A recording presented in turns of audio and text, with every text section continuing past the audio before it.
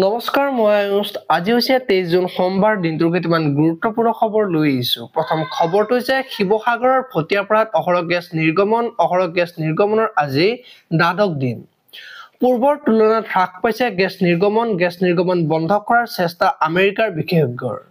ৰিক্টো camping কৰাৰ প্ৰস্তুতি চলাইছে বিশেষজ্ঞৰ দলে ৰিক্টোৰ পৰা স্থানান্তৰ অপ্ৰয়োজনীয় সকলো সামগ্ৰী পৰৱৰ্তী খবৰটো হৈছে আজি ঘোষণা হ'ব টেট নিযুক্তি পৰীক্ষাৰ ফলাফল স্নাতক শিক্ষক পদৰ বাবে অনুষ্ঠিত টেট পৰীক্ষাৰ হ'ব ফলাফল ঘোষণা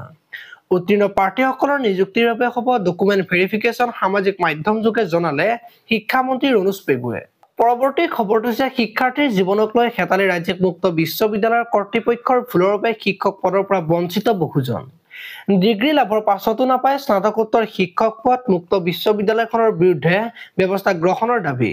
মুখ্যমন্ত্ৰীলৈ নিবেদন শিক্ষক পদৰ পৰা বঞ্চিত প্ৰাৰ্থীৰ পৰৱৰ্তী খবৰটো হৈছে এপিএছচিৰ ৰায়ক লৈ মুখ্যমন্ত্ৰীৰ প্ৰতিক্ৰিয়া ন্যায়ালয়ৰ ৰায় হাতত পৰিলে আমি পদক্ষেপ ল'ব পাৰিম বাতৰি কাকতত ওলোৱাৰ দৰে সত্য হলে এই ৰায় বেদনাদায়ক এটা শব্দতে দুখী বুলি ক'ব পৰা বিষয়াক চাকৰি দিবলৈ কোৱা ৰায় বেদনাদায়ক যদি ন্যায়ালয়ে তেনে ৰায় দিছে আমি উচ্চ ন্যায়ালয়লৈ যাম পৰৱৰ্তী খবৰটো হৈছে আপোন ঘৰ আপোন বাহনৰ সুবিধা লাভ কৰিব তিনিটা নিগমে ৰাষ্ট্ৰীয় স্বাস্থ্য সমগ্ৰ শিক্ষা অভিযান শক্তি বিভাগে লাভ কৰিব এই সুবিধা ৰাজ্যিক কেবিনেটত গুৰুত্বপূৰ্ণ সিদ্ধান্ত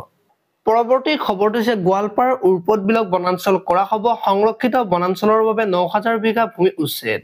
গোৱালপাৰাৰ হাছিলা বিলকো সংৰক্ষিত বনাঞ্চললৈ ৰূপান্তৰ প্ৰস্তাৱ পৰৱৰ্তী খবৰটো হৈছে গোৱালপাৰাত ৰকিবুল হুছেইনক আক্ৰমণ প্ৰসংগত প্ৰতিক্ৰিয়া মুখ্যমন্ত্ৰী ৰকিবুল হুছেইনক খেদা প্ৰতিজন বৰ্গীমূলৰ মুছলমান মানুহ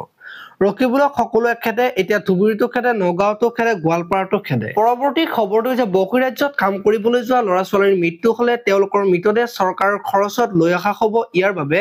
শ্ৰদ্ধাঞ্জলি আঁচনিৰ অধীনত অনুমোদন চৰকাৰৰ অসম আৰক্ষীৰ বিশেষ শাখাই তদাৰক কৰিব এই আঁচনি পৰৱৰ্তী খবৰটো হৈছে মধ্যাহ্ন ভোজনৰ ৰান্ধনিৰ দৰমহা ২০০০ টকালৈ বৃদ্ধিৰ ৰাজ্যিক কেবিনেট বৈঠকৰ সিদ্ধান্ত পৰৱৰ্তী খবৰটো হৈছে মহানগৰীৰ চিটি চেণ্টাৰত চাঞ্চল্যকৰ ঘটনা চিকেন নুডলছৰ পেকেটত ওলাল নিষিদ্ধ মাংস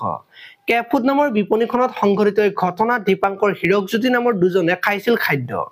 কোৰিয়া ভাষাত লিখা আছে নুডলছৰ পেকেটৰ নাম পৰৱৰ্তী খবৰটো হৈছে বন্ধ হ'ব হেকিং তথ্য সুৰক্ষাৰ বাবে ভাৰতত কোৱান্টাম বিপ্লৱ